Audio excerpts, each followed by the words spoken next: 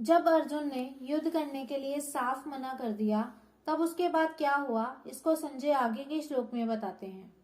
तमुवाच ऋषिकेश प्रहसन्य भारत सैन्यरुभयो मध्य विषिदंत मिदम वचा। अर्जुन ने बड़ी शूरवीरता और उत्साह पूर्वक योद्धाओं को देखने के लिए भगवान से दोनों सेनाओं के बीच में रथ खड़ा करने के लिए कहा।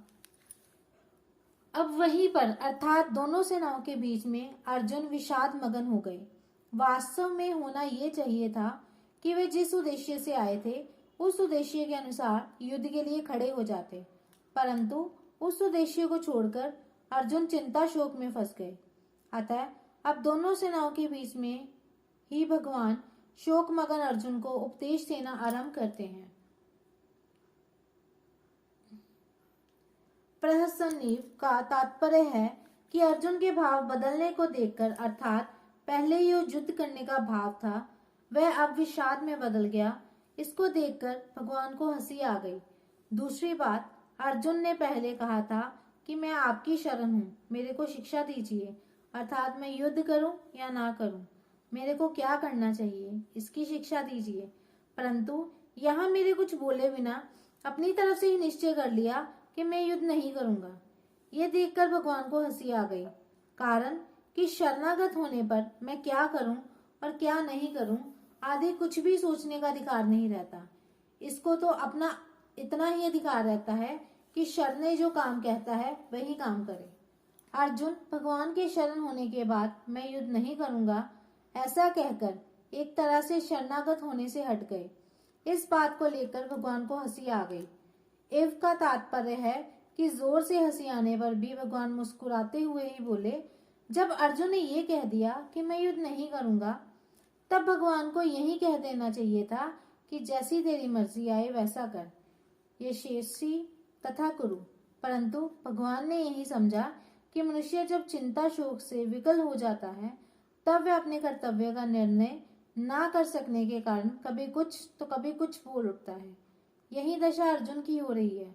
अतः भगवान के हृदय में अर्जुन के प्रति अत्यधिक स्नेह होने के कारण कृपालुता उमड़ पड़ी, कारण कि भगवान साधक के वचनों की तरफ ध्यान न देकर उसके भाव की तरफ ही देखते हैं। इसलिए भगवान अर्जुन के मैं युद्ध नहीं करूंगा इस वचन की तरफ ध्यान न देकर उपदेश आरंभ कर देते हैं। जो वचन मात्र से भी भगवान के शरण हो जाता है, भगवान उसको स्वीकार कर लेते हैं। भगवान के हृदय में प्राणियों के प्रति कितनी दयालुता है। ऋषिकेश कहने का तात्पर्य है कि भगवान अंतर्यामी है, अर्थात प्राणियों के भीतरी भाव को जानने वाले हैं। भगवान अर्जुन के भीतरी भाव को जानते हैं कि अभी तो कौटुंबिक मोह के वेग के कारण और राज्य मिलने से अपना शोक मिटता ना दिखने के कारण ये कह रहा है कि मैं युद्ध नहीं करूंगा, परंतु जब इसको स्वयं चेत होगा तब यह बात ठहरेगी नहीं और मैं जैसा कहूंगा वैसा ही ये करेगा। इदम वचा उवाच पदों में केवल उवाच कहने से ही काम चल सकता था, क्योंकि उवाच के अंतर्गत ही वचश पद का अर्थ आ जाता है।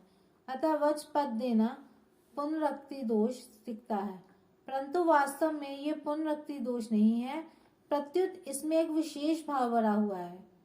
अभी आगे के श्लोक से भगवान जिस रहस्यमय ज्ञान को प्रकट करके उसे सरलता से सुबोध भाषा में समझाते हुए बोलेंगे, उसकी तरफ लक्ष्य करने के लिए यहाँ वचा पद दिया गया।